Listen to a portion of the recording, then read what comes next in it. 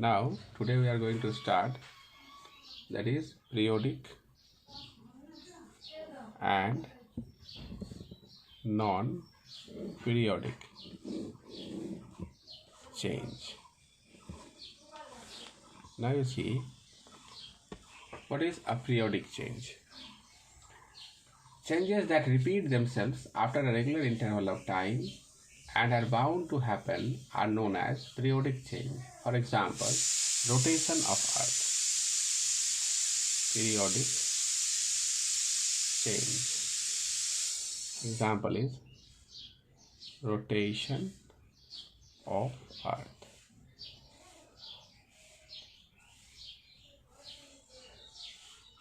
On its axis. Revolution of Earth around the Sun, motion of the hour hand in a clock, high tides, low tides occurring in sea, change of season and change of day and nights. Change of day and nights. These are the examples of periodic change. Now, non-periodic change. Changes that are not repeated after a regular interval of time, they are called non-periodic change. Non-periodic change.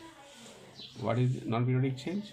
Changes that do not repeat after a regular interval of time, they are called non-periodic change. Example, disasters, natural disasters such as earthquake, volcanic eruption, flood, they all are non-periodic change.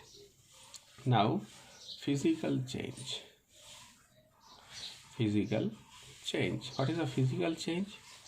Physical changes are the changes which are temporary and in which no new substance is formed during this change. Physical properties of the substance such as appearance, shape, size and state may change, but there is no change in chemical composition. I am again repeating this one. What is a physical change? Physical changes are the changes which are temporary and in which no new substance formed during this change. Physical properties of the substance such as appearance, shape, size or state may change, but there is no change in chemical composition. Now there are the following characteristics of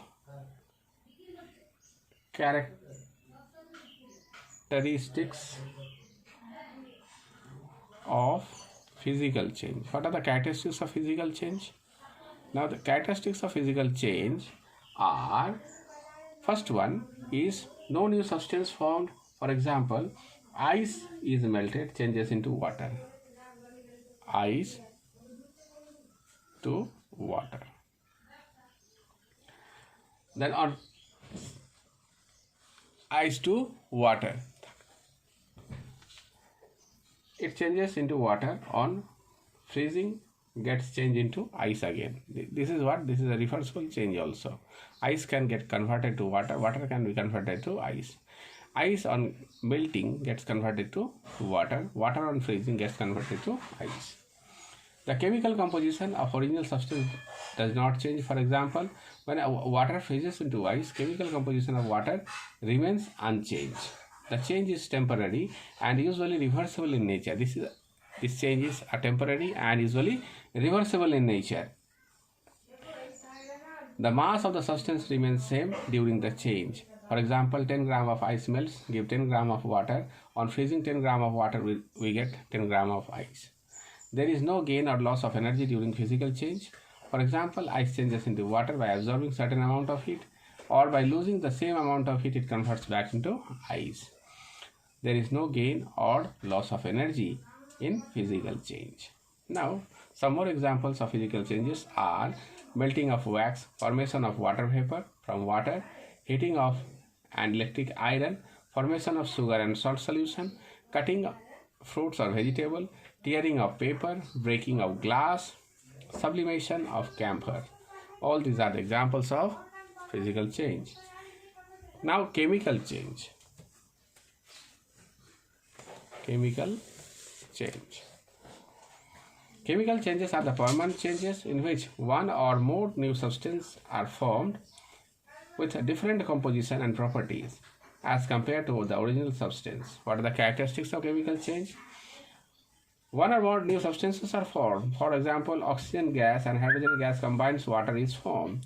What is a new substance whose property is different from, say, hydrogen plus oxygen H2O?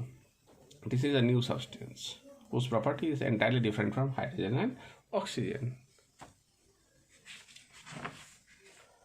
The composition of original substance changes completely. For example, when milk becomes sour, its composition changes completely. The change is permanent and irreversible in nature. For example, when milk is converted into curd, it is a permanent change. We cannot change curd into milk again. Exchange of energy takes place. For example, when a piece of wood is burnt in air, carbon dioxide and water vapor are formed simultaneously. The amount of heat and light energy is also liberated.